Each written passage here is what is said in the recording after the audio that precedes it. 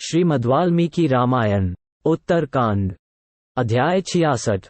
सीता के दो पुत्रों का जन्म। वाल्मीकि द्वारा उनकी रक्षा की व्यवस्था और इस समाचार से प्रसन्न हुए शत्रुघ्न का वहां से प्रस्थान करके यमुना तट पर पहुंचना।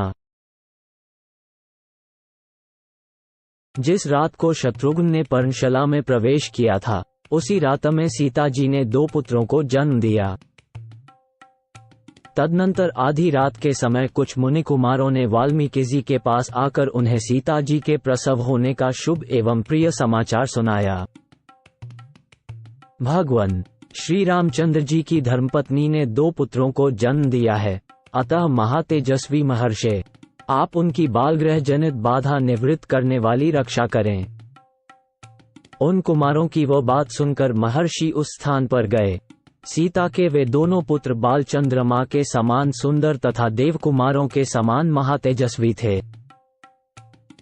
वाल्मीकि जी ने प्रसन्नचित होकर सूतिका में प्रवेश किया और उन दोनों कुमारों को देखा तथा उनके लिए भूतों और राक्षसों का विनाश करने वाली रक्षा की व्यवस्था की।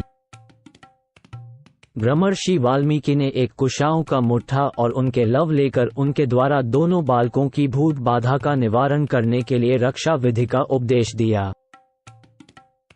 वृद्धा स्त्रियों को चाहिए कि इन दोनों बालकों में जो पहले उत्पन्न हुआ है, उसका मंत्रों द्वारा संस्कार किए हुए इन कुशों से मार्जन करें।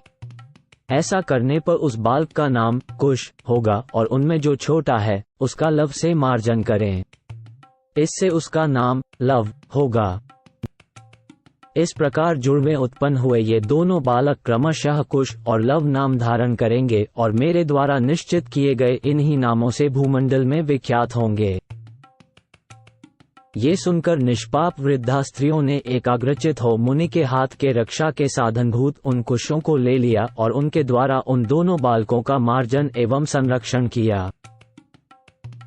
जब वृद्धा स्त्रियां इस प्रकार रक्षा करने लगी, उस समय आधी रात को श्री राम और सीता के नाम गोत्र के उच्चारण की ध्वनि शत्रुघ्न जी के कानों में पड़ी। साथ ही उन्हें सीता के दो सुंदर पुत्र होने का संवाद प्राप्त हुआ। तब वे सीता जी की पर्णशाला में गए और बोले, माता जी, ये बड़े सौभाग्य की बात है। महात्मा शत्रुघ्न उस समय इतने प्रसन्न थे कि उनकी वह वर्षाकालिक सावन की रात बात की बातों में बीत गई। सबेरा होने पर पूर्वाहन काल का कार्य संध्या वंदन आदि करके महापराक्रमी शत्रुघ्न हाथ जोड़ मुनि से विदा ले पश्चिम दिशा की ओर चल दिए।